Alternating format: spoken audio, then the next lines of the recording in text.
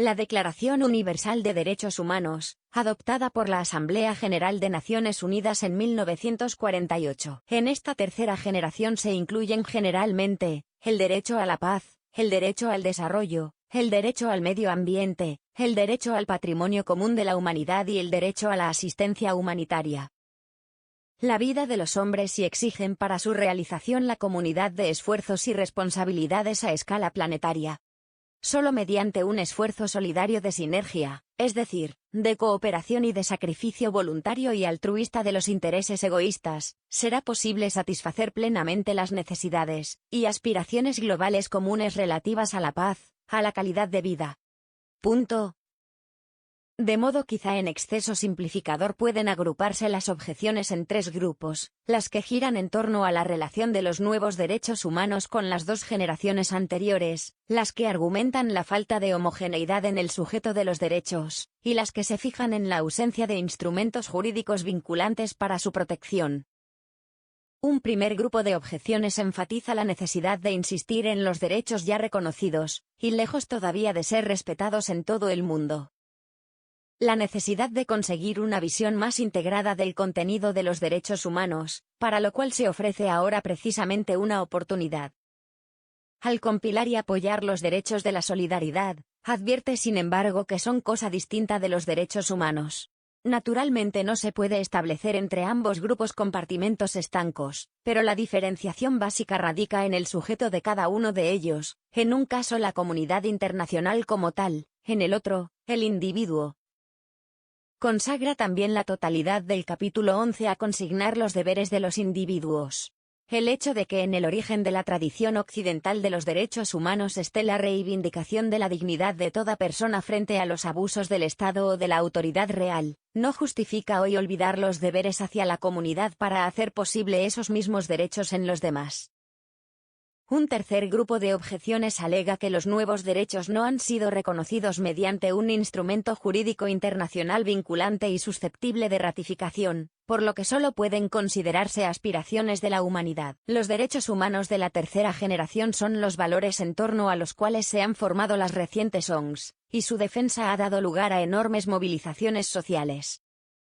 Aplicar al derecho a la paz el término de derecho síntesis, con el que Karel Basak y Diego Uribe Vargas caracterizan los derechos de la solidaridad, significa una determinada concepción tanto de la paz como de los derechos humanos.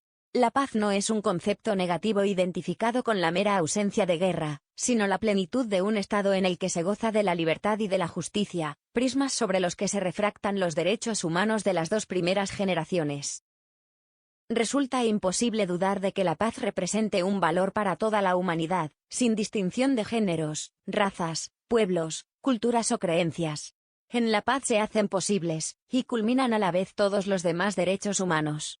Pocos valores como la paz han inspirado la política y la oración, las obras de arte y las composiciones musicales, los esfuerzos personales y los sueños colectivos. Con Grossespiel podemos adelantar que el derecho a la paz tiene dos vertientes, dos caras. Es un derecho colectivo, de los pueblos y asimismo, para algunos, de los estados y de la humanidad, pero al mismo tiempo, en una relación entrañable, necesaria e ineludible, es un derecho individual, del que son titulares todos los seres humanos, sin exclusión ni discriminación. El derecho a la paz comprende para todo ser humano sin discriminación alguna. Y, el derecho a oponerse a toda guerra y, en particular, a luchar contra los crímenes de guerra, los crímenes contra la humanidad y los crímenes contra la paz, incluso la agresión. Y no, el derecho a pedir y obtener en las condiciones definidas por la legislación nacional el estatuto de objetor de conciencia. 0. El derecho a negar la ejecución, durante los conflictos armados, de una orden injusta que viole el derecho humanitario. Y, el derecho a luchar contra la propaganda a favor de la guerra.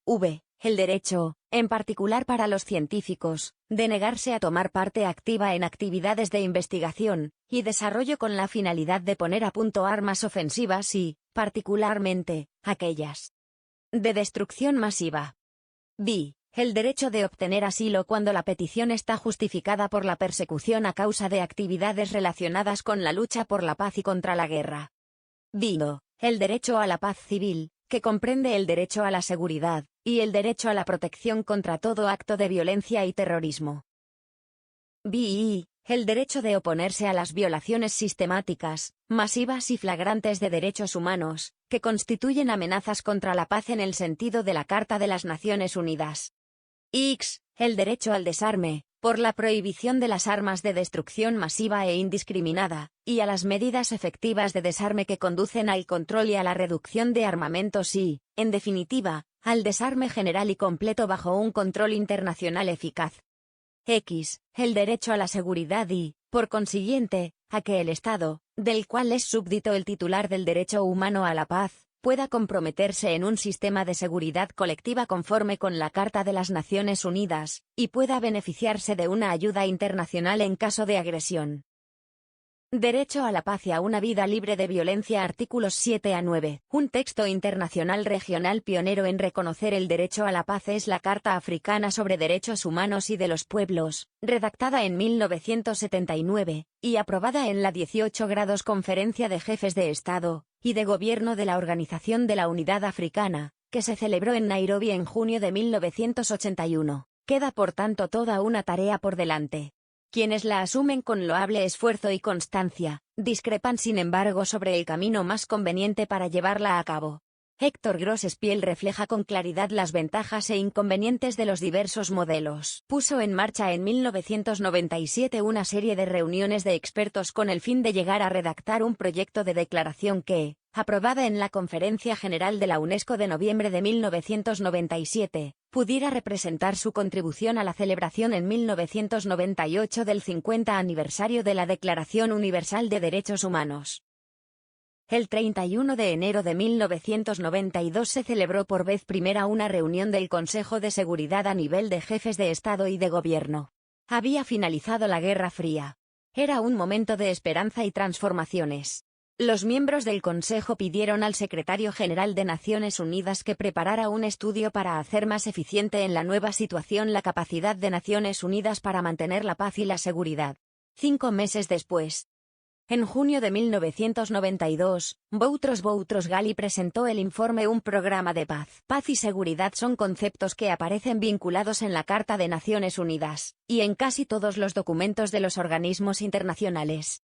Existen motivos para ello. Los sociólogos explican que las necesidades básicas de todo ser humano de bienestar, seguridad, libertad e identidad tienen su respuesta en el desarrollo, la paz, la democracia y la cultura. Fuimos los humanos capaces de inventar y aprender una práctica tan brutal como es la guerra. Somos también nosotros los humanos quienes hemos de desaprenderla, y los que tenemos que ser capaces de inventar, construir y fortalecer la paz. Este reto estaba presente hace 50 años en la intuición fundacional de la Organización de Naciones Unidas para la Educación, la Ciencia y la Cultura, UNESCO.